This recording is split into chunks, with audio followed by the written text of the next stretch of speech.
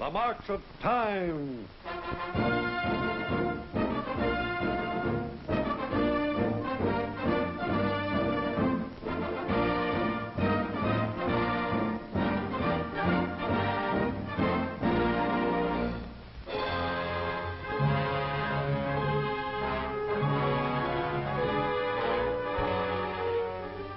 In many a U.S. home, conversations in recent years have been taking an turn to a topic of importance to all Americans. Well, that's Cologne. It got blitzed worse than Frankfurt. Well, that's us in Berlin with some Russians. This one is Dmitry Andreev. He's a sergeant in charge of a detail. Russians. We should have cracked down on those bums at the end of the war. I can't understand what this fuss with the Russians is all about. Ones I met were good guys. We worked together, right?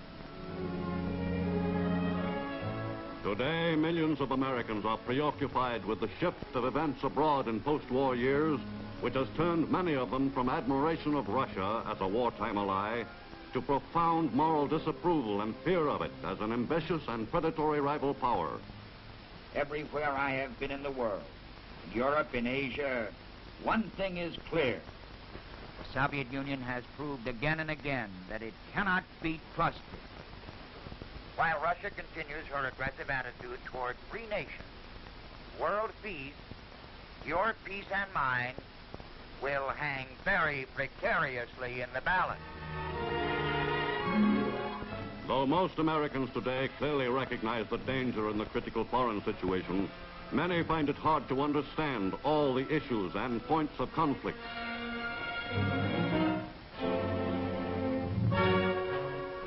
But clear in the record of Russia's post-war years is the long and calculated series of moves which have made the Soviet Union the #1 menace to the peace of the world.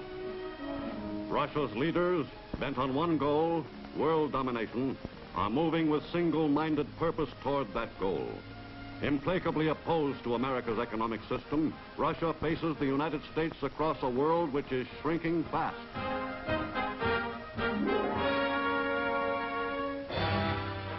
Swiftly and firmly, she has now expanded her sphere of influence to an area which covers half the earth. Her tactics range from infiltration to overthrow of the governments in power. But everywhere she penetrates, the result sought is exactly the same. In the Orient, Korea is a center of trouble. Northern Korea, which was placed under Russian rule at the end of the war, is administered by a communist government under strict Soviet control.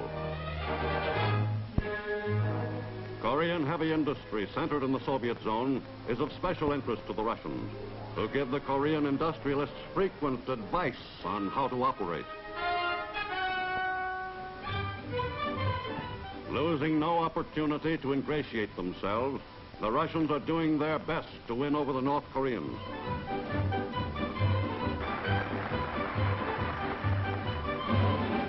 In southern Korea, in the American zone, native communists, inspired by their brothers to the north, have succeeded in vastly complicating American plans for Korean self-rule. China, with its immense land area and population, is today one of the great danger points in the world struggle against communism. Its nationalist armies, weakened by misgovernment and corruption through years of civil war, have been forced to surrender hundreds of thousands of square miles of territory to the Chinese Reds. Fleeing southward, out of the path of the advancing communist troops, China's new refugees epitomize the sorry economic and military plight of their nation. Throughout the colonial countries of Southeast Asia, communists are at the center of every movement to wipe out the hated symbols of European rule.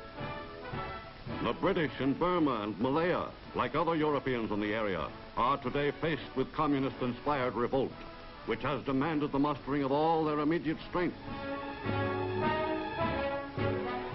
To suppress terrorist uprisings by communist guerrillas, the British garrison has been reinforced by troops from home.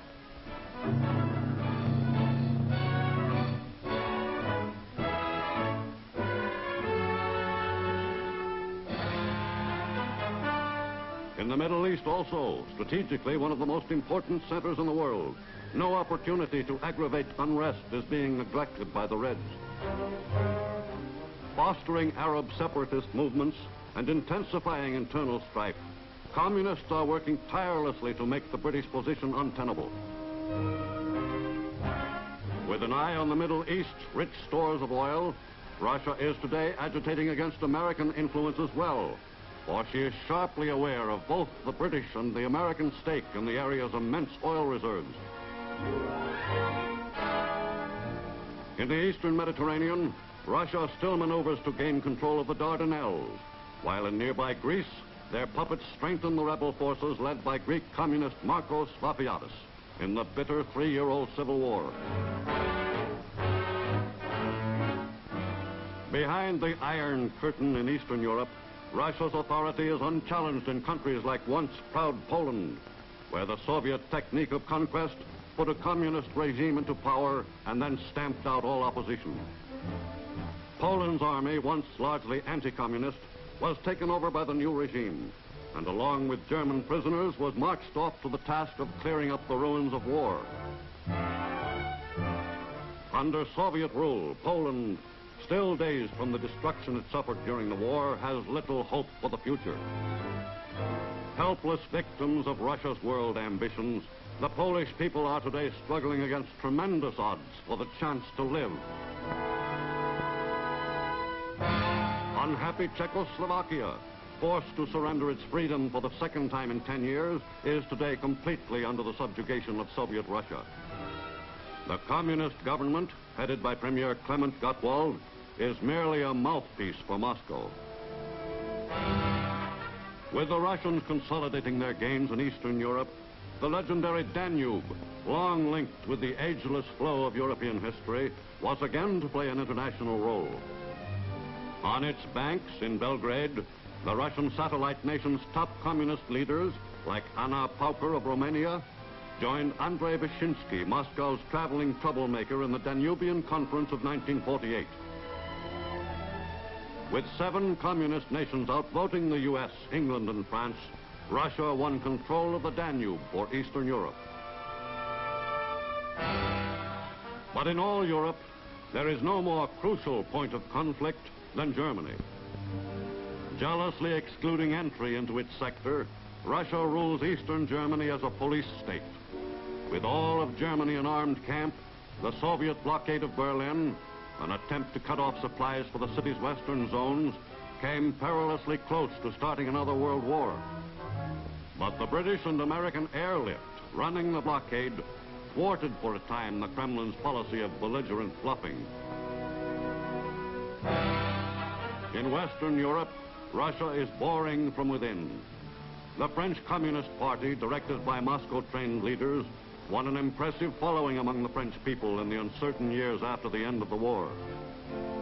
With inflation spiraling upward, the nation's already shaky financial structure was further unsettled by the constant pressure of the communists for higher wages. In the autumn of 1948, a crippling coal strike, led by communist-dominated miners, plunged France deeper into economic misery. This political strike cost France some 4 million tons of coal in 1 month. Faced with an acute emergency, the government finally sent into action 40,000 troops and police reserves, who promptly chased the strikers from the occupied mines.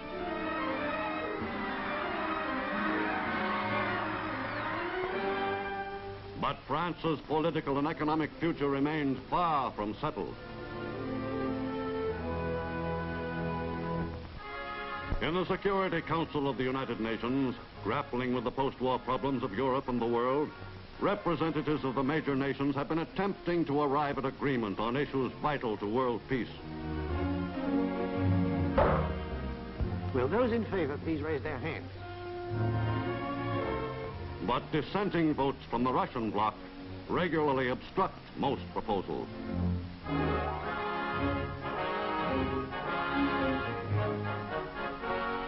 Another attempted solution ends in stalemate, and another meeting is concluded in a familiar way.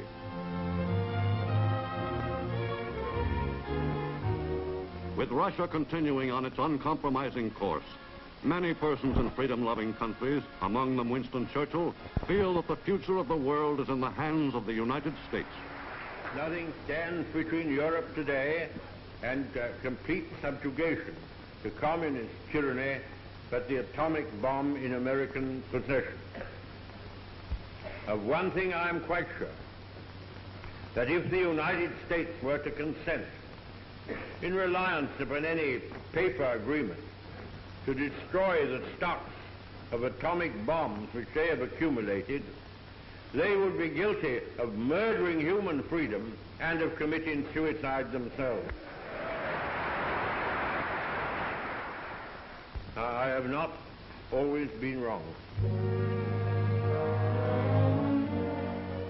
Some feel that the situation should be resolved at once. Something ought to be done about it. Well, sure something has to be done. What? I don't know. My cousin Harry was saying last night he thinks the only thing to do is drop a big bunch of atom bombs over Russia fast. Well, maybe that's the only thing they'd understand. But though no responsible American advocates attack on Russia, today America, by a massive rearmament program based on a speedy reconstruction of its once mighty Air Force and by a new peacetime conscription program, has already demonstrated that in a world of continuing Soviet provocation, the nation's defense will no longer be neglected. But many clear-thinking Americans feel that armaments alone are not the answer. In the summer of 1947, Secretary of State Marshall had proposed to aid the nations of Europe. Money and supplies to get them on a sound operating basis and, coincidentally, to strengthen them against Soviet aggression were later made part of the plan. The first appropriation was $5 billion, and the Economic Cooperation Administration was set up in Washington with a staff of economists stationed throughout the world. Its chief was automotive industrialist Paul Hoffman. From the day he became head of ECA, Hoffman made urgent trips to Europe for first-hand views of the situation. As ECA administrator, Hoffman is responsible for the amounts each nation is allocated. Not only must American aid be dispersed for maximum immediate effect, but also with a long-range goal of making the aided nations eventually self-sufficient. Few men have ever borne a heavier responsibility. In Paris, Hoffman's principal aide is Averell Harriman, former U.S. ambassador to Great Britain and Russia, now special representative for ECA in all Europe. First order of business for Administrator Hoffman is a meeting with his 16 division chiefs for European countries to discuss the principal objectives of the program and each nation's special problems. In France, as in other nations on his itinerary, Hoffman follows up his fact-finding research into the country's needs by consultations with government leaders. Hoffman and Foreign Minister Schuman had agreed that the ECA's first $648 million allocated to France should go in part toward rebuilding French industry, which, though still functioning, is hopelessly antiquated by American standards. Of equal importance is the distribution of new equipment to enable French farmers to increase the country's food supply. Though the soil of France is richer and better tilled than any in Europe, ECA's agronomists are helping farmers plan for more thorough mechanization.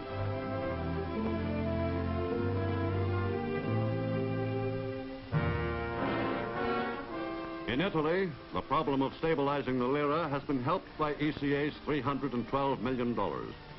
Hoffman is able to congratulate Premier de Gasperi and his minister Count Sforza on the country's progress and its stand against the communists.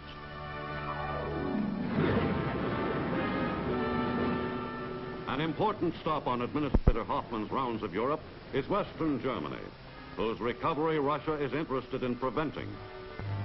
Careful planning for the use of the $324 million allotted has helped Western Germany temporarily to its feet. A halt in the dismantling of German industry and the use of the ECA appropriation were heartening to the Western zones, and in a 2-month period, production increased by 20%.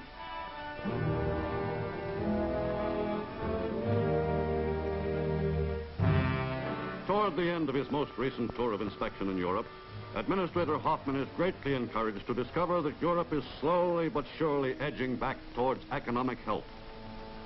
The preliminary $597 million allotted to the United Kingdom were a desperately needed help in raising England's production and its export trade, vital to Britain's salvation. Hoffman is informed by Britain's Chancellor of the Exchequer, Sir Stafford Cripps, that much of the allotment had been earmarked for financing new construction and the modernization of Britain's industries.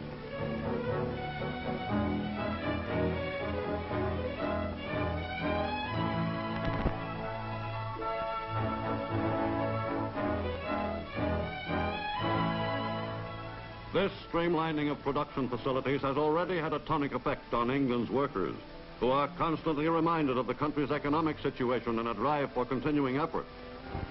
And Canada and America lend us money. But, well, you know how it is. When you borrow, you've got to pay back. And in any case, you can't go on living on someone else's money forever.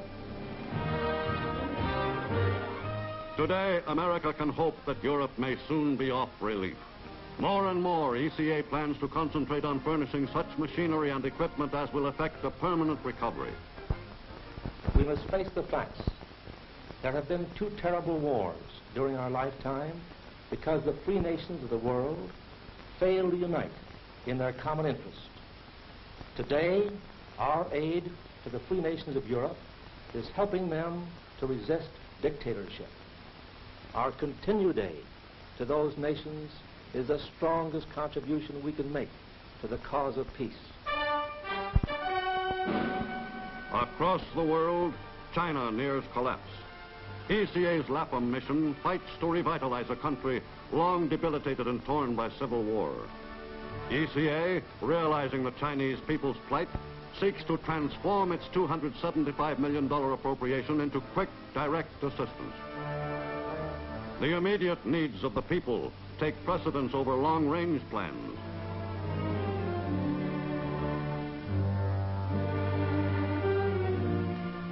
ECA funds allocated thus far have been used chiefly for food, cotton, petroleum products, and other staples desperately required for sustaining life. In the first few months, ECA delivered more than $100 million of aid to China, and distribution was on schedule. But at year's end, time was running out. Contingent on military and political developments were those production projects that would teach China to work for increased output and to stabilize her economy. With millions of her people on the brink of starvation, China, to survive, must step up her production of food. This had been a basic plan of ECA.